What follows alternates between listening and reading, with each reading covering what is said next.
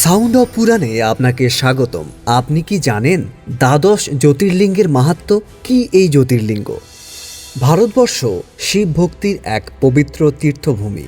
এই মহাপুণ্য দেশে ভগবান মহাদেব তার অনাদি অনন্ত ও জ্যোতির্ময় স্বরূপে 12টি বিশেষ স্থানে বিরাজমান। এই 12টি পবিত্র স্থানই পরিচিত দ্বাদশ জ্যোতির্লিঙ্গ নামে। শাস্ত্রমতে জ্যোতির্লিঙ্গ কোনো সাধারণ শিবলিঙ্গ নয়, এটি স্বয়ং ভগবান শিবের জ্যোতির্ময় প্রকাশ, যেখানে তিনি আদি ও অন্তহীন মহাশক্তি হিসেবে পূজিত হন। পুরাণে বলা হয়েছে, যে ভক্ত নিষ্ঠা, বিশ্বাস ও ভক্তি ভরে এই দ্বাদশ জ্যোতির্লিঙ্গের নাম স্মরণ করে বা দর্শন করে, তার জীবনে সকল পাপ ক্ষয় হয় এবং সে মহাদেবের কৃপা লাভ করে। চলুন ভক্তি ভরে আমরা জেনে নিই ভারতের বিভিন্ন রাজ্যে অবস্থিত এই দ্বাদশ পবিত্র জ্যোতির্লিঙ্গ সম্পর্কে। 1. সোমনাথ জ্যোতির্লিঙ্গ। এটি ভারতের প্রথম জ্যোতির্লিঙ্গ হিসেবে পরিচিত। চন্দ্রদেব কর্তৃক প্রতিষ্ঠিত এই জ্যোতির্লিঙ্গ বহুবার ধ্বংস ও পুনর্নির্মাণের মধ্য দিয়ে আজও শিব ভক্তির অমর প্রতীক। 2. মল্লিকার্জুন জ্যোতির্লিঙ্গ। এটি অবস্থিত অন্ধ্রপ্রদেশে শ্রীশৈলম পর্বতের কোলে অবস্থিত। এই জ্যোতির্লিঙ্গ শিব ও শক্তির মিলনস্থল। ভক্তদের কাছে অত্যন্ত পবিত্র ও শক্তিশালী তীর্থ এই মল্লিকার্জুন জ্যোতির্লিঙ্গ। 3. মহাকালেশ্বর জ্যোতির্লিঙ্গ। এটি অবস্থিত মধ্যপ্রদেশে উজ্জয়িনী স্থানে। এটি একমাত্র দক্ষিণমুখী জ্যোতির্লিঙ্গ।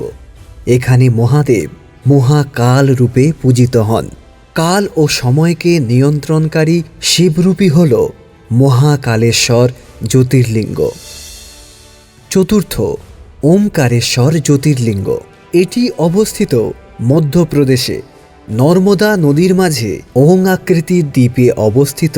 এই জ্যোতির্লিঙ্গ গভীর আধ্যাত্মিক শক্তির কেন্দ্র। ভক্তদের কাছে অতিশয় মাহাত্ম্যপূর্ণ ওমকারেশ্বর জ্যোতির্লিঙ্গ। 5. কেদারনাথ জ্যোতির্লিঙ্গ। এটি অবস্থিত উত্তরাখণ্ডে হিমালয়ের তুষারাবৃত কোলে অবস্থিত।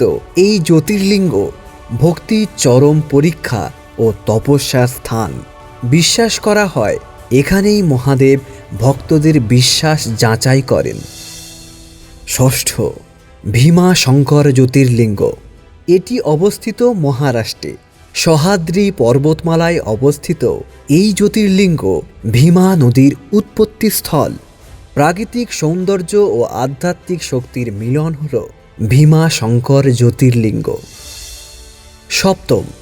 কাশী বিশ্বনাথ জ্যোতির্লিঙ্গ। এটি অবস্থিত উত্তরপ্রদেশে কাশী স্থানে।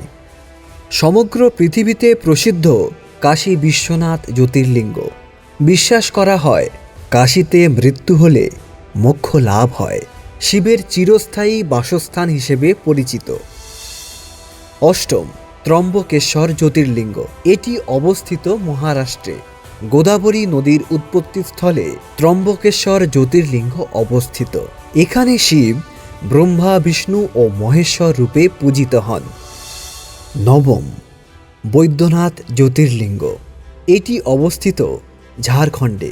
আরোগ্য ও রোগমুক্তির জন্য প্রসিদ্ধ হল বৈদ্যনাথ জ্যোতির্লিঙ্গ।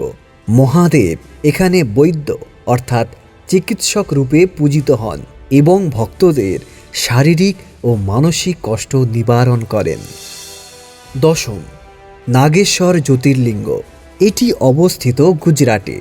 ভক্তদের বিশ্বাস ভয় ও বিষ থেকে রক্ষা করেন নাগেশ্বর জ্যোতির্লিঙ্গ। এখানে শিব রক্ষাকর্তা রূপের প্রতীক। 11.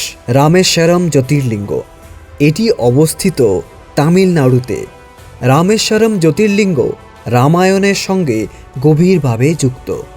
এটি শ্রী রামচন্দ্র কর্তৃক প্রতিষ্ঠিত ভক্তি ও প্রায়শ্চিত্তের মহাপীঠ রামেশ্বরম জ্যোতির্লিঙ্গ। 12 অর্থাৎ অন্তিম ঘৃষ্ণেশ্বর বা পুষমেশ্বর জ্যোতির্লিঙ্গ। এটি অবস্থিত মহারাষ্ট্রে।